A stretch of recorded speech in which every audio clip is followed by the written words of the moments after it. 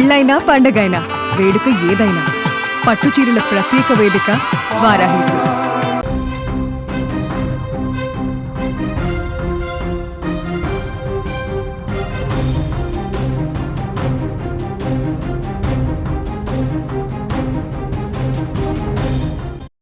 Doctor BR Ambedkar Konaseema జిల్లా అల్లవరం మండలం ఓడలరేవు తీరం నుంచి చేపల వేట కోసం సముద్రంలోకి వెళ్లిన 7గురు మత్స్యకారులు 14 రోజులుగా జాడలేరు. ఈ నెల 3న ఓడలరేవు కాకినాడ ప్రాంతాలకు చెందిన 7గురు మత్స్యకారులు ఓడలరేవు తీరం నుంచి బోటు యాజమాని కోపనాతి రామకృష్ణ వర్మతో పాటు సంగాడి తాతారావు, కొల్లాటి యేసుదాసు, పాలెపు శాంతారావు, కర్రి రాముడు, కాటాడి సతీష్, కొల్లాటి శ్రీనుబాబు సముద్రలోతు జలాల్లోకి వేటకు వెళ్లారు. తీరం నుంచి బయలుదేరిన గంట వరకు బోటు యాజమాని రామకృష్ణ వర్మ ఆయన తమ్ముడు భవానీ శంకర్లతో ఫోన్కి అందుబాటులో ఉన్నారు. గంట వ్యవధి తర్వాత రామకృష్ణ వర్మ మొబైల్ నుంచి కమ్యూనికేషన్ నిలిచిపోయిందని భవానీ శంకరం తెలిపారు. తీరం నుంచి వేటకు వెళ్లి 14 రోజులు కావస్తున్న బోటులో ఉన్న మత్స్యకారుల నుంచి ఎలాంటి సమాచారం లేకపోవడంతో ఈ విషయాన్ని మత్స్యశాఖ మెరైన్ పోలీసులకు చెప్పనున్నారు. ఈ ఘటనపై జిల్లా మత్స్య శాఖ అధికారి కలెక్టర్ దృష్టికి తీసుకెళ్లారు. బోటుకి ఏమైనా సాంకేతిక కారణాలు తలెత్తాయా అనే విషయంపై అధికారులు ఆరా తీస్తున్నారు. ఇక ఇదే అంశానికి సంబంధించి మరింత సమాచారాన్ని మా ప్రతినిధి అరుణ్ తేజ్ అందిస్తారు. అరుణ్ తేజ్, అసలు ఈ వేటకు వెళ్లిన 7గురి పరిస్థితి ఏంటి? అక్కడ ఏం కనిపించింది? బోటు చివరిసారిగా సిగ్నల్ ఎప్పుడు నిలిచిపోయింది? దానిపై ఏమైనా సమాచారం ఉందా? డీటెయిల్స్ ఏంటి?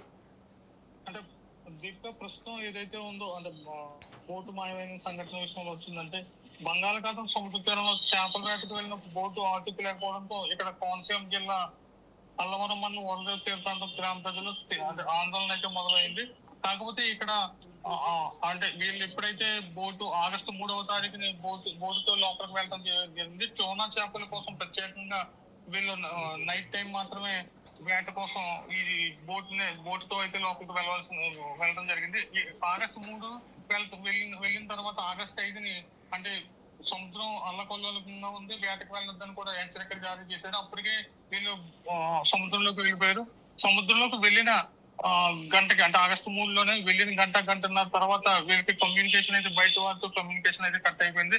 కొన్నిసార్లు ఎలా జరుగుతుంది కదా, 10-12 రోజుల తర్వాత మళ్ళీ వస్తారు కదా అనుకుంటే వాళ్ళైతే ఇప్పటి వరకు రాలేదు. అంటే ఆగస్టు 15 వరకు చూశారు ఇప్పటికైనా వస్తారని, కానీ రాకపోవడంతో కొంత ఆందోళన చెందడంతో వీళ్ళు ఇక్కడ FDOకి అంటే ఫిషరీస్ డిపార్ట్మెంట్ కి ఇన్ఫార్మ్ చేయడం జరిగింది. తర్వాత మెరైన్ డిపార్ట్మెంట్ కూడా ఇన్ఫార్మ్ చేయడం జరిగింది. వారు కలెక్టర్ దృష్టికి కూడా తీసుకెళ్లారు.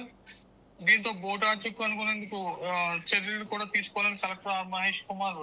అరుణ్ తేజ్, బోటు బయలుదేరిన గంటలోనే దానికి సమాచారం బ్రేక్ అయినట్టుగా తెలుస్తోంది. ఆ బోట్ ఎక్కడ మిస్ అయింది ఏంటి అన్న దానిపై ఏమైనా సమాచారం ఉందో? అధికారులు ఏం చెప్తున్నారు? అంటే ఓడలరేవు ఫిష్ ల్యాండింగ్ సెంటర్ నుంచి అంటే MO 135 సోనా బోట్ లోపలికి వెళ్ళిన తర్వాత ఎక్కడి నుంచి అంటే వెళ్ళిన దాదాపు 100 అంటే మామూలుగా వేటకైతే 100 నుంచి 150 కిలోమీటర్ల లోపలికి అయితే వెళ్తారు. వెళ్ళిన గంట సేపటికి ఇక్కడ బోటు నుంచి కమ్యూనికేషన్ అయితే కట్ అవ్వడం జరిగింది. అంటే దూరం కూడా ఎక్కువ నాటికల్ మైళ్ళు వెళ్ళలేదని కూడా చెప్పొచ్చు. ఎందుకంటే సముద్రం అప్పటికి కొంచెం కల్లోలంగా ఉంది. ఈ సముద్ర తీరంలోనే అంటే అప్పటికి సముద్ర ప్రాంతమైన ఆ ఏరియా మొత్తం కూడా బయట తీర ప్రాంతం కూడా కొంచెం అల్లకల్లోలంగా ఉండటంతో ఎక్కువ దూరం కూడా వెళ్ళకపోయి ఉండొచ్చని ఇక్కడ అధికారులు కూడా చెప్పడం జరుగుతుంది. దాంతో పాటు వెళ్ళిన అంటే వారితో పాటు వెళ్ళి మత్స్యకారులు కూడా వాళ్ళు చెప్పేది ఏంటంటే అక్కడికి వెళ్ళిన తర్వాత కమ్యూనికేషన్ కట్ అవటం అనేది అప్పుడప్పుడు జరుగుతూ ఉంటది. కాకపోతే ఈ సందర్భంలో మాత్రం ఎలాగైనా ఒక 10 days కి ఎలా తిరిగి వస్తారు, కానీ ఇది రాకపోవడంతో ఆందోళన అయితే చెందుతున్నారు. అరుణ్ తేజ్, మిస్ అయిన బోటు కోసం ఏమైనా గాలింపు చర్యలు మొదలు పెట్టారా పోలీసులు కానీ, NDRF బృందాలు కానీ? ఏం చెప్తున్నాయి? NDRF బృందాలు అయితే అంటే కలెక్టర్ ఇండియన్ కోస్ట్ గార్డ్ ని కూడా చెప్పడం జరిగింది. అంటే ఈ బోటు శ్రీలంక వైపు వెళ్ళిందా, ఇటు పారాద్వీప్ వైపు వెళ్ళిందా అన్నది ఇంకా తేల్చలేని పరిస్థితి. కాకపోతే ఇక్కడ చోనా ఫిష్ అనేది పారాద్వీప్ వైపు వెళ్ళి ప్లేస్ ఎక్కువ దొరుకుతాయని అటు వెళ్ళి ఉంటారని కూడా అధికారులు కూడా అంచనా వేస్తున్నారు. దీనికి సంబంధించి అంటే ఇప్పటికే కోస్ట్ గార్డ్ వాళ్ళు కలెక్టర్ తో కూడా మాట్లాడటం జరిగింది. అంటే ఈ మత్స్యకారులకు సంబంధించి డిప్యూటీ సీఎం పవన్ కళ్యాణ్ కూడా వెళ్ళి కలెక్టర్ తోటి జిల్లా ఎస్పీ తోటి చర్చలు అయితే చేస్తున్నారు. క్షేమంగా తిరిగి వచ్చేలాగా చూడాలని కూడా అధికారులను కూడా ఆదేశించడం జరిగింది. అరుణ్ తేజ్, ఆ బోటులో ఇంధనం కానీ, ఆహారం కానీ, తాగునీరు వంటి అవసరమైన సామాగ్రి ఎంత మేరకు ఉండొచ్చు? అది ఎన్ని రోజుల వరకు రావచ్చు వాళ్ళు? అంటే వీళ్ళకి వీళ్ళకి తీసుకెళ్లిన ఇంధనం అయితే 1000 లీటర్ల వరకు ఇంధనం తీసుకెళ్ళడం జరిగింది. 15 రోజుల వరకు సరిపడా ఆహారం అయితే తీసుకెళ్ళడం జరిగిందని ఇక్కడ ఒడ్డున ఉన్న మత్స్యకారులు అయితే చెప్పడం జరిగింది. కాకపోతే జరిగి 12వ తారీఖున తిరిగి వచ్చేస్తారనుకున్నారు, కానీ 15వ తారీఖు వరకు చూశారు. కానీ ఇప్పటికీ ఇంకా 18వ తారీఖు అవడంతో, ఇంకా ఈ రోజు 18వ తారీఖు అవడంతో ఇంకా రాకపోవడంతో ఇక్కడ ఆందోళన బాగా చెందుతున్నారు. అంటే బోటు యజమాని ఎవరైతే ఉన్నారో అల్లవరం మండలం కొమ్మగిరి పట్టణానికి చెందిన కొప్పనాతి రామకృష్ణ వర్మ, ఇతను ఆధ్వర్యంలో లేదు. ఇతను ఎప్పుడు తీసుకెళ్ళినా కూడా అంటే అంతా కావాల్సిన సరంజామాతో పాటు అంతా ప్రొటెక్షన్ అన్ని చూసుకుని ఫుడ్ సంబంధించిన సామాగ్రి అవన్నీ చూసి అందరినీ లోపలికి తీసుకెళ్తారు. తగు జాగ్రత్తలు తీసుకుని ఇక్కడ మోడల్ లెవెల్ లో ఉన్న మత్స్యకారులు అయితే చెప్తున్నారు.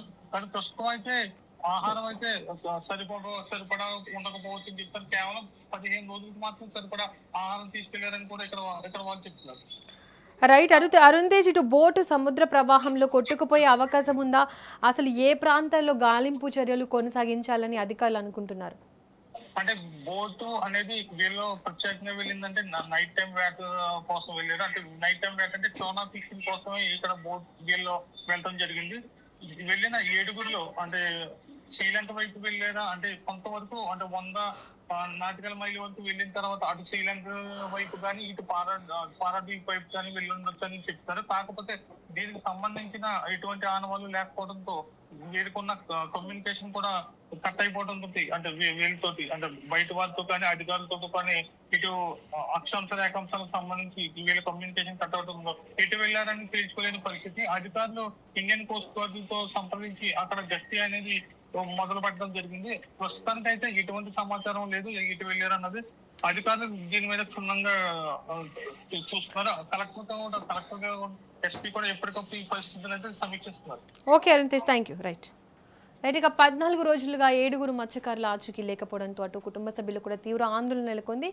బోటు సాంకేతిక లోపం కారణంగానే కమ్యూనికేషన్ నిలిచిపోయిందా, లేక సముద్రంలో మరేదైనా ప్రమాదం జరిగిందా అన్నది ఇక అధికారుల దర్యాప్తులో తేలాల్సి ఉంది. మత్స్యకారుల ఆచూకీ కోసం గాలింపు చర్యలను అయితే ముమ్మరం చేసి వీలైనంత త్వరగా వారి జాడను గుర్తించాలని అటు కుటుంబ సభ్యులు కూడా కోరుకుంటున్నారు. సోమవారం పొద్దున్న 6 రోజుల మటు ఇక్కడే కట్టుకున్నారండి. కట్టుకుని లోడి అన్నీ వేసుకుంది సోమవారం పొద్దున్నే 8:30 కల్లా బయలుదేరారు. అంతేనండి మనకు తెలిసి. వారం రోజులు ఉంటారండి, లేకపోతే 15 రోజులు ఉంటారు. ఎప్పుడు వెళ్తారండి? 8 మంది వెళ్ళారు. మా ఊరు సీనన్న కుర్రాడు ఒకడండి, శాంతన్న కుర్రాడు ఒకడండి, తర్వాత మామయ్య అండి, బోటు అంటారండి. మనము సోమవారం 3వ తారీఖు నుండి అటుకెళ్ళారండి. మొత్తం 8 మందిగురు, కాకినాడలో 2, మా ఊళ్ళో 3, 4 ఉంటారండి. వెళ్ళి వారం అవుతుంది, ఇప్పుడు ఇంకా రాలేదు బయట. ఇవాళ 17వ తారీఖు, ఇవాళ కాలు వెళ్ళి 12వ రోజు, 14 రోజులు అయింది. ఇప్పటికి ఏమి తెలియదండి, ఉన్నారా లేదు తెలియదు. అదేం జరిగింది. GPS ఇచ్చారు నీకు? జీపీఎస్ దానికి తెలియదండి, ఉన్నదో లేని తెలియదండి.